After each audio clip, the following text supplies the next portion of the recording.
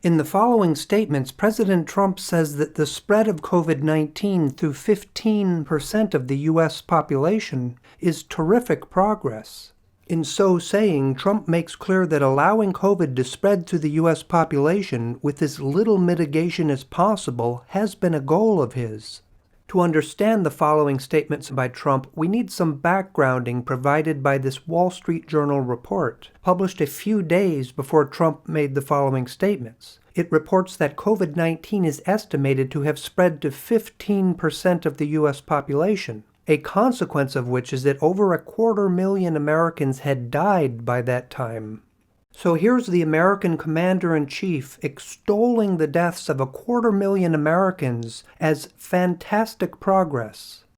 I think that the vaccine was our goal. That was number one because that was the way it ends. Plus, you do have an immunity. You develop immunity over a period of time. And I hear we're close to 15%. I'm hearing that, and that is terrific. That's a very powerful vaccine in itself. And just tremendous progress has been made.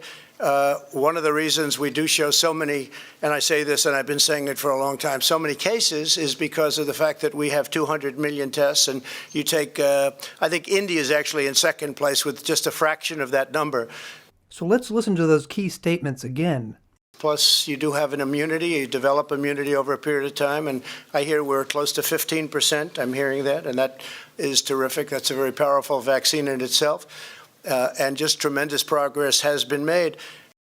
In light of the fact that the CDC had just estimated that COVID-19 had spread to 15% of the U.S. population, Trump is saying that spread has acted as a vaccine itself, inducing immunity in 15% of the population by infection. And he calls that amount of spread terrific progress. When he said that, that spread was equal to over 288,000 dead Americans.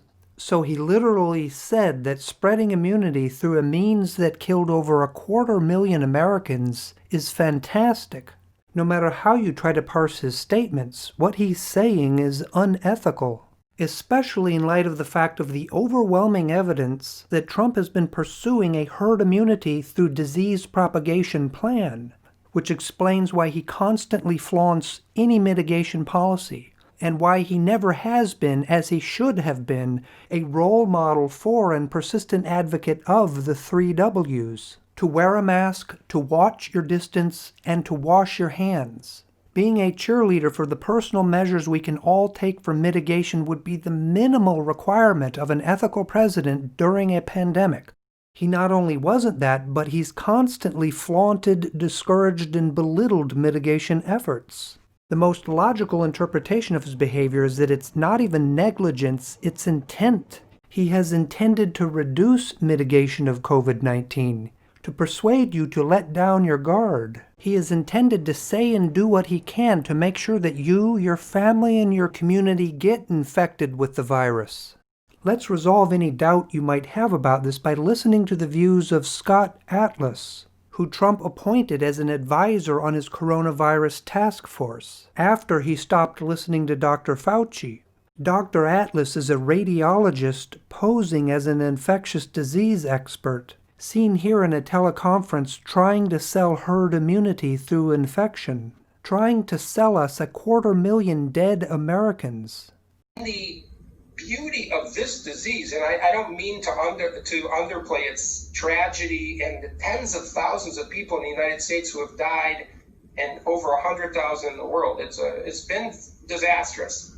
But the reality is that half the people who get infected have no symptoms. That's good, because that means we can allow a lot of people to get infected, those who are not at risk to die or have a serious hospital requiring illness. We should be fine with letting them get infected, generating immunity on their own. And the more immunity in the community, the better we can eradicate the threat of the virus, including the threat to people who are vulnerable. That's what herd immunity is. That's a basic principle. Herd immunity is a principle and goal in medicine only to the extent that it can be achieved through vaccination. The main problem with Atlas's argument is that it turns out that the best way to protect the vulnerable is not to allow an infection to sweep through the community. The best way to protect the most vulnerable is to reduce the number of infections in the community. And until a vaccine is available, the best way to do that is the mitigation measures that Trump and company flaunt. Indeed, they flaunt and belittle mitigation measures per se. They're never seen to be saying, oh, but the vulnerable should wear masks. How could they say that against their constant drumbeat that masks don't work? Oh, but they suddenly work for the vulnerable? No, they're telling the vulnerable to get infected too. They have to denounce the mitigation measures per se because all of them are impediments to herd immunity by infection. The sales pitch for herd immunity by infection that Scott Atlas gives dresses it up as a way to protect the vulnerable when really all these people want is for the infection to sweep through the population as quickly as possible so that it will not be an impediment to the economy. And dig as many graves as we have to. After all, that means more business for mortuaries, crematoria, and more grave digging jobs. That's all that matters to advocates of herd immunity by infection. The statements by Trump we've reviewed make clear that herd immunity by infection has been a deliberate objective of his, which explains his response to the pandemic after he stopped listening to Dr. Fauci. To help counter the misinformation campaigns of Trump, Atlas, and company, be sure to see my video reviewing face mask studies, demonstrating their efficacy in fighting coronavirus infections, including COVID-19. And please share it with anyone who has doubts about the efficacy of face masks.